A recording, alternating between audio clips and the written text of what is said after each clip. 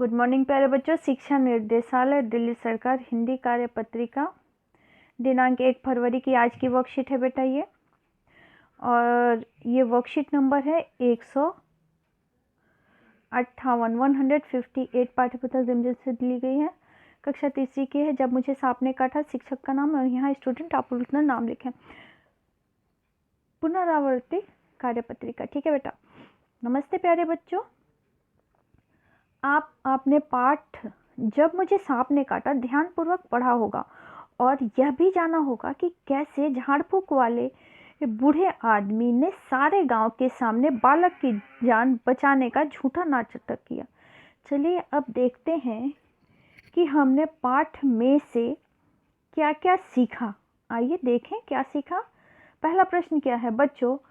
पाठ से लिए गए निम्नलिखित वाक्यों को बोलकर पढ़िए और जिस क्रम में ये पाठ में आए हैं उसके आधार पर उनकी क्रम संख्या लिखिए। उदाहरण के लिए जो वाक्य पाठ में पहले आया है उसके आगे लिखा है, ऐसे ही एक बाकी वाक्यों की क्रम संख्या भी खाली बॉक्स में भरिए। तो आइए बेटा अब हम लोग ये वर्कशीट में भरते हैं। शाम को खेलते समय बालक को बर ने काट खाया। दूसरा अगला क्या है? आगे एक लिखा है, उसके आगे एक लिखा है, ऐसे ही बाकी वाक्यों का खाली बॉक्स में भरिए।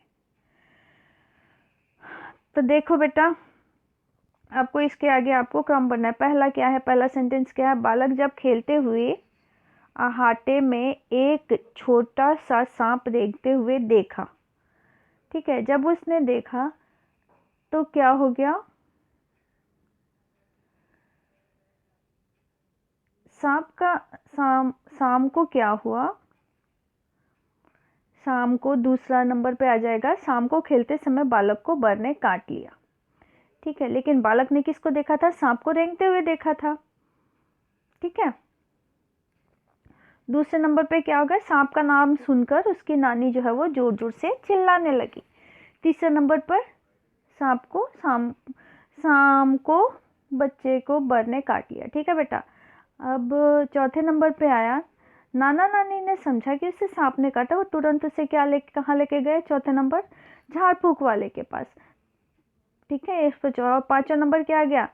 नाना जी ने झाड़ फूक करने वाले बूढ़े आदमी को बहुत से उपहार दिए। ये आ जाएगा आपका पांचवा नंबर। ठीक है बेटा। अब आगे आप लोग देखें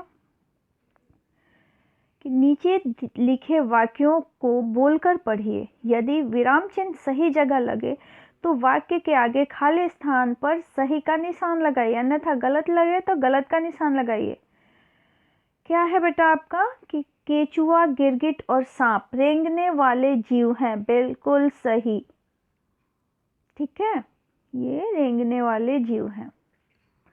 अगला क्या है? बर किस रंग की होती है? काले रंग की होती है ना?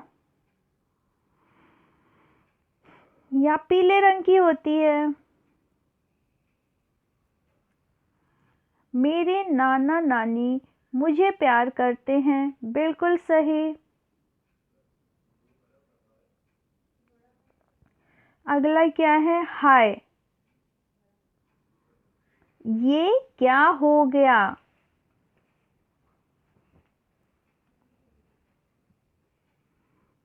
Question mark. ये इसमें विस्मयवादक चिन्ह जो है वो आ जाएगा बेटा, है ना?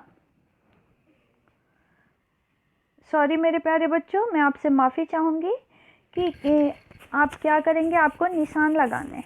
ठीक है, सही या गलत का निशान लगाना है, विराम चिन्ह की जगह लगे हैं। ठीक है, तो क्या करना है आपको? तो वाक्य के आगे खाली स्थान पर सही का निशान लगाना है, गलत का। तो ये तो सही है, यहाँ पे क्वेश्चन मार्क लगेगा। ये प्यार करते हैं, यहाँ पे फुल स्टॉप लगेगा। हाय, ये क्या हो गया? यहाँ पे विस्मयवादक चिन्ह लगेगा। ठीक है बेटा।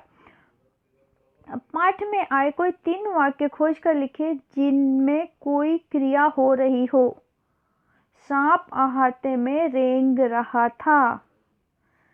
ठीक है, अगला आप क्या बोल सकते हैं? बालक ने खेलते हुए हाथ में एक छोटा सा, बालक जो है वो बालक, अगली लाइन में, दूसरी लाइन में आप लिख सकते हैं कि बालक ने खेलते हुए अहाते में एक छोटा सा सांप रेंगते हुए देखा। खेलता हुआ बालक। ठीक है, ये यहाँ पे दूसरे में आप लिख सकते हैं। तीसरे में क्या लिख सकते हैं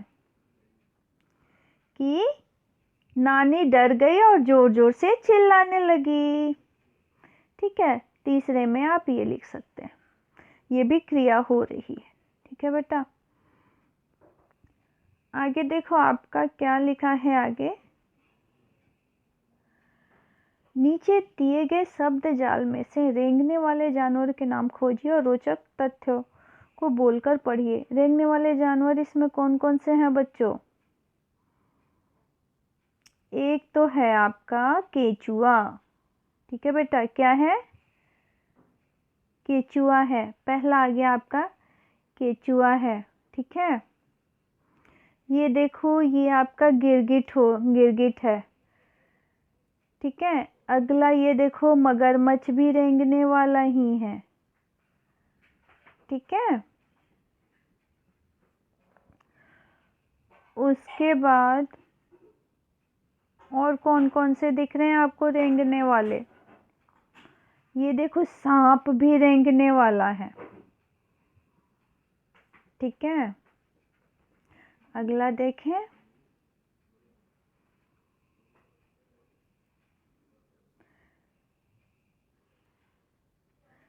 ये देखो, सांप भी रेंगने वाला है।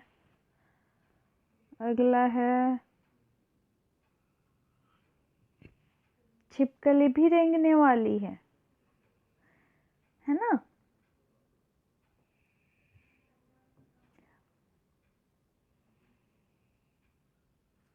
अब आप लोगों की ये शब्द जाल जो है वो पूरा होता है। रेंगने वाले जीवों से जुड़े कुछ रोचक तथ्य। सांप के कान नहीं होते, वह बीन की धुन सुन नहीं पाता, अपितु वह बीन बजाने वाले सपेरे से डरकर अपना फन फैलाता है और हमें लगता है कि वो झूम रहा है। गिरगिट अपनी त्वचा का रंग बदल सकता है। वह अपनी दोनों आंखों को एक ही समय में अलग अलग दिशाओं में घुमा भी सकता है ना? ये रोचक तथ्य। अगला प्रश्न, अगला तीसरी जानकारी बेटा आप लोगों की ये है कि कुछ केचुए 150 साल, कुछ कछुए जो है 150 साल या उससे अधिक समय भी जीवित रह सकते हैं। और चौथा रोचक तथ्य है यहाँ पर आप लोगों के लिए कि छिपकली और सांप सूंघने के लिए किसका प्रयोग करते हैं बच्चों? तो ये जीभ का प्रयोग करते हैं, क्योंकि इनकी नाक जो है वो नहीं होती है। प्रश्न 5वां है बच्चों, कहानी में नाना जी ने झाड़ फूक वाले आदमी को बहुत सारी चीज भेंट में क्यों दे दी? तो नाना जी ने झाड़ फूक वाले आदमी को बहुत सारी चीजें भेंट में उपहार के तौर पे दे दी, है ना? क्या आप लिखोगे बेटा? उपहार के तौर पर।